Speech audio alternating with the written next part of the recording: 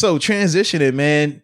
The thing that we want to talk about too, man, these AFC North wide receivers. Because, you can't have wide receivers without quarterbacks. We talked the quarterback with Kaepernick, but now it's time to talk these receivers, and in particular the AFC North. Because we did this before with our running backs when we ranked the AFC North running backs, and we talked about that. But now I think it's time to just talk about wide receivers and not tight ends, because I know people are quick to say, well, let's throw in these tight ends. We're going to get to the tight ends later. I want wide receivers only. Okay? Wide receivers only. Not tight ends. Okay, not H-backs. None of that. Tight ends. I mean, wide receivers. So with that being said, man. What? Who you got in the morning? For the AFC North? Now, I was going through this. Are we doing, because we're coming up on this season. Yes, are we we're talking the rookies are in there? Absolutely. No, I know the rookies are in there. Are we talking more projection, or are we talking right now? What do you mean? Because my projection is different than right now, more based off last year and their full body work. So we're projecting everybody being healthy, correct? Because when we did the running backs, I think we did right now. But that was more towards the end of last season, I think. Mm-hmm. So we're coming more towards this season. Yeah. So are we focused a little more on projection with this? I mean, that plays into it. Okay. Yeah. That definitely plays into it. And I'm hoping so. Because that's why my list is constructed how my list is constructed. Okay, that's why my list is the way it is as well. So you'll go.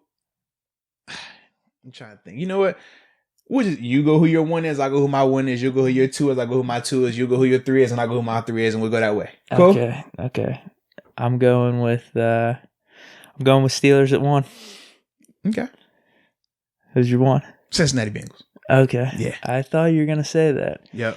And I figured you were going to say that too. Well, that's what I mean. If we were to go right now and more or less based off last year, then I would put Steelers probably at 3. But now... Oh, yeah.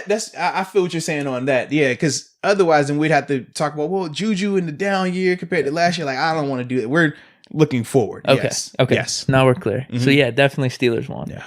I like us for depth reasons. Mm-hmm. I think...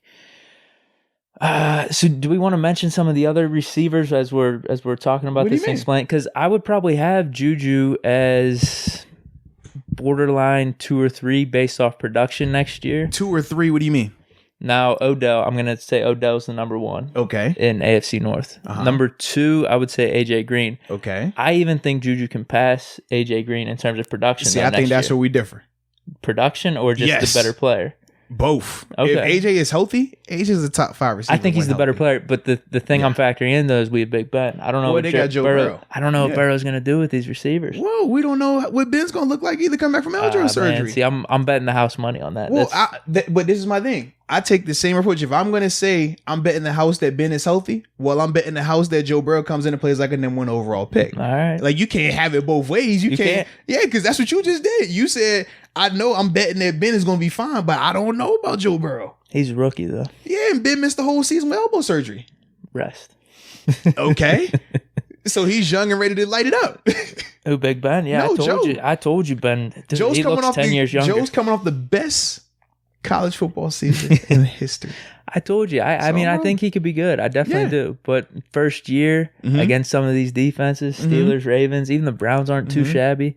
That could be a tough road for him this year. I don't think so. I think he'd be all right, man. No, and that's fine. Yeah. I mean, I could be right. You could be right. Either one. But I think that's one of the things I'm definitely considering when I put Steelers 1. So if I have Juju around that 2 to 3 range in terms of production, you look at the second receivers. Yeah, I think Deontay could be the best second receiver just based off potential. Okay. Right now, you would probably say Boyd and Landry just based off their history. But I think Deontay, when we talked about this whenever we brought up the whole what could Deontay do next year, I think he could surpass them. I definitely do. If he gets 100 receptions, he's getting 1,100 yards and has that type of impact, he could be the best number 2.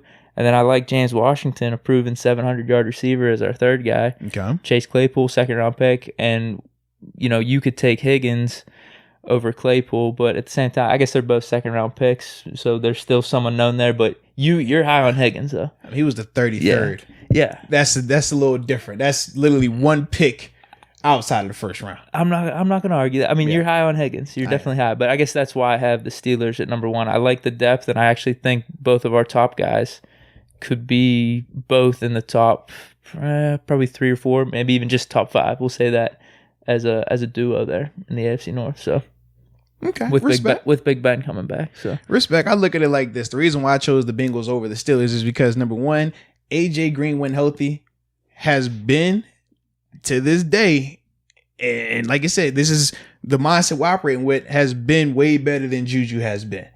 Juju at his best has not been what AJ Green could be at his best. And the difference is AJ Green was the guy. Always. Proven number one. We still haven't seen Juju as a proven number one just yet. We haven't.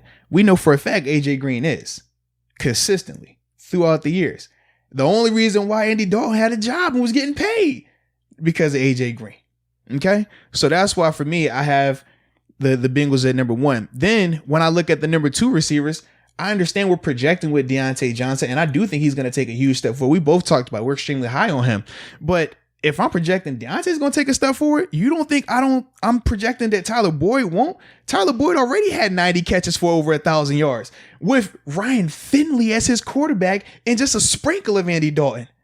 He was getting probably more targets than he usually would, though. Just being the number 1 guy. That's fine. You realize who his quarterback was, though. Oh, it was bad. So if you can do that on a terrible offense, because we talked about how bad that offense looked last year, I'm very confident in him.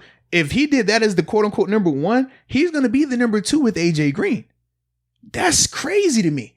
And then I'll tell you, I'm very high on T. Higgins because T. Higgins is going to be the replacement to AJ Green. You look at his college tape, extremely productive, proven, plays what he times. He doesn't look one thing and then he says, oh, it's something else on paper. Oh, man. We talked about that. That's not a shot. I'm just being real.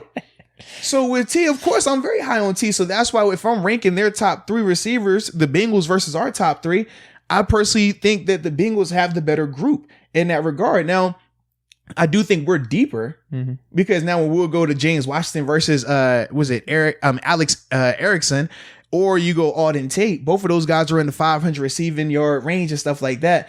I think James Washington is a better player than them. But the top 3 people, I'm rolling with the Bengals in that regard. All right. Yeah. All right. We'll see. So indeed, what's number 2 then? So who? Yeah, you're going first, man. Who's your number 2? Oh man, I have it written on my computer. I can't remember. Man, you fumbling over here, man? It's obviously between the Browns and the Bengals. I think I have the Bengals, dude, just because of everything that you said. You have AJ Green versus Odell. I would take Odell, but AJ Green's a proven 1,000-yard receiver year in, year out. And then Tyler Boyd versus Land. Ah, man, dude, did I have Browns? I'm starting to think of this. Uh-oh. But they got Higgins. That's their main thing. So if you just say it's a wash, even though I would give the Browns the nod for the top 2 receivers. Okay. You're saying if you're going Jarvis and Odell versus that's tough though, dude. Versus AJ Green and Boyd. Could Boyd be, I'd say Boyd will be better than Landry this year, just based off where they are in their careers. I'll give Boyd that. So if we're projecting, let's just say it's a wash for this. The Bengals have Higgins, so I'm going to give them the nod based off having Higgins because the Browns' third receiver. I was looking at some of their names. I'm like, what's going on here? Who is this guy?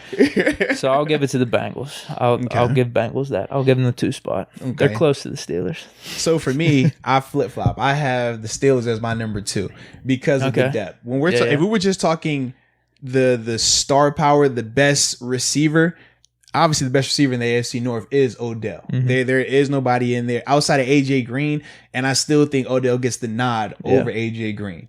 But when we're talking about just best receivers, like I said, Odell and Jarvis, they pack a crazy 1-2 punch. But after that, it's a crazy drop off. I'm looking over here. I was like, okay, was it Damian Ratley is one guy. I was like, nah, that don't sound good.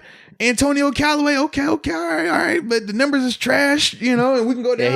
He's got the name, but But I was like, man, when you look at the Steelers, the same guys we just talked about with Juju, with Deontay Johnson, with James Washington, and then obviously Chase Claypool.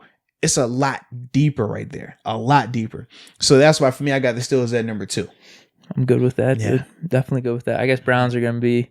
They're loaded at tight end. They're loaded with running backs. They're going to have some interesting formations. Spots. Yeah, absolutely. If they do have maybe Callaway, maybe he becomes the guy that steps up at 3, they could have a pretty good offense if Baker can keep it together.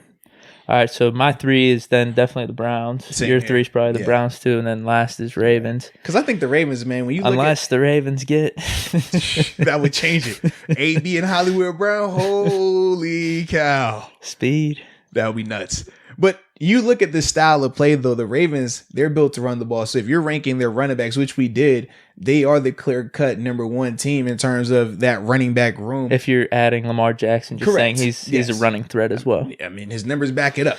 But then, and shout out to him too, man. Being on the cover of Madden, dude. That was dope. Am I seeing things right? What I'm seeing as these social media posts, that is the cover where it's like these squares of pictures of him.